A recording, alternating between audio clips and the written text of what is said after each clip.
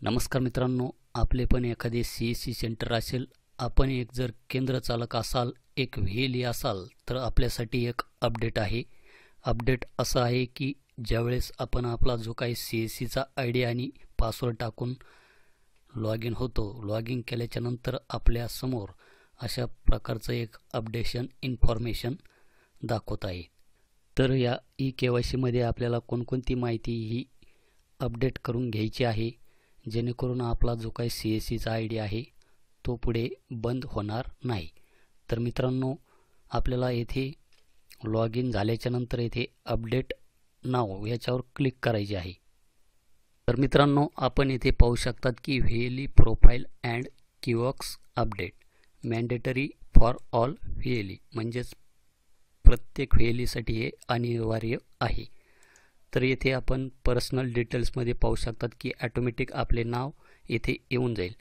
त्यानंतर आपल्याला येथे आपला आधार नंबर हा टाकायचा आहे आणि व्हॅलिडेट करायचा आहे.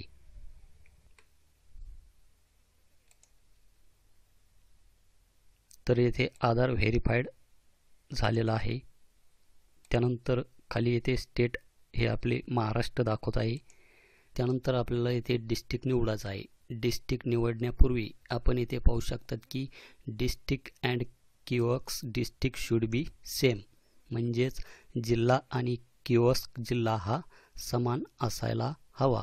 म्हणजेच पर्सनल डिटेल्समध्ये आपण जो काही जिल्हा निवडला तो जिल्हा आपल्याला येथे खाली किओस्क ॲड्रेसमध्ये फिलअप करायचा आहे, नाहीतर आपल्याला प्रॉब्लेम येऊ शकतो. तर मी इथे डिस्ट्रिक्ट हा निवडलेला आहे. त्यानंतर स्टेट असेंब्ली कॉन्स्टिट्युएन्सी, म्हणजेच राज्य विधानसभा मतदारसंघ, अर्थात आपण याला तालुका म्हणू. तर आपल्याला इथे आपला तालुका निवडायचा आहे. त्यानंतर येथे आपल्याला आपला पिनकोड टाकायचा आहे आणि खाली येथे रेसिडेंटल ॲड्रेसमध्ये आपला संपूर्ण ॲड्रेस आपल्याला येथे टाकायचा आहे. ही माहिती भरल्याच्या नंतर आपल्याला खाली स्क्रोल डाऊन करायची आहे.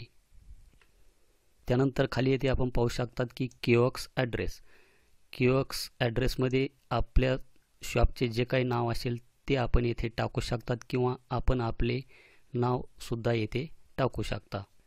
त्यानंतर आपल्याला येथे किओस्क ऑनरशिपमध्ये येथे भाड्याने आहे की स्वतःचे आहे की सरकारी जागेवरचे आहे हे आपल्याला येथे सिलेक्ट करायचे आहे. तर येथे मी ऑनर्ड निवडतो, म्हणजेच माझे स्वतःचे आहे.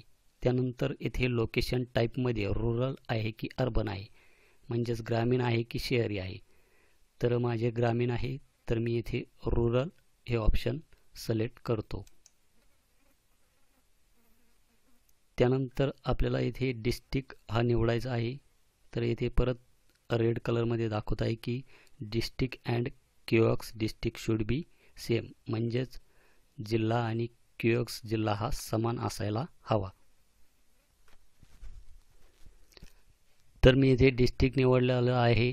त्यानंतर जो काही तालुका आहे तो आपल्याला परत येथे निवडायचा आहे. त्यानंतर आपल्याला येथे सब डिस्ट्रिक्ट निवडायचा आहे. त्यानंतर आपल्या जो काही व्हिलेज असेल ते व्हिलेज आपल्याला येथे निवडायचे आहे. त्यानंतर आपल्याला येथे आपली जी काही ग्रामपंचायत असेल ती येथे आपल्याला निवडायची आहे. त्यानंतर खाली येथे किओस्क ॲड्रेसमध्ये आपला पूर्ण पत्ता हा दुकानाचा येथे टाकायचा आहे. त्यानंतर पिनकोड खाली ॲटोमॅटिक येऊन जाईल, जो की आपण वर फिलअप केलेला होता तो. तर चला मी ही संपूर्ण माहिती येथे भरून घेतो. ही संपूर्ण माहिती भरल्याच्या नंतर आपल्याला येथे खाली येथे आपला पॅन नंबर टाकायचा आहे आणि व्हॅलिडेट या बटनावर क्लिक करायचे आहे. त्यानंतर आपल्याला हा जो काही कॅप्चा दिसत आहे येथे, हा कॅप्चा आपल्याला येथे टाकायचा आहे. त्यानंतर हा जो काही चौकोन दिसत आहे, ह्या ज्या काही टर्म्स अँड कंडिशन आहे ह्या वाचून आपल्याला हा जो काही चौकोन दिसत आहे याच्यावर क्लिक करायचे आहे आणि नेक्स्ट करायचे आहे. आपण येथे पाहू शकतात की येथे आपल्याला हा एक चौकोन दिसत आहे. तर आपल्याला याच्यावर क्लिक करायचे आहे. त्यानंतर आपण येथे OTP, फिंगरप्रिंट किंवा आयरिस स्कॅन या तिन्हीपैकी कोणत्याही एका माध्यमातून आपण आपली KYC ही करू शकतात. तर मी येथे OTP हे ऑप्शन निवडलेले आहे आणि खाली येथे प्लीज जनरेट OTP नाव. त्याच्या खाली येथे आपण पाहू शकतात की जनरेट OTP.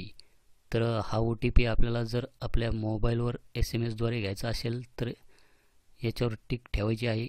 जर ईमेल IDवर जर घ्यायचा असेल तर याच्यावर टिक ठेवायची आहे.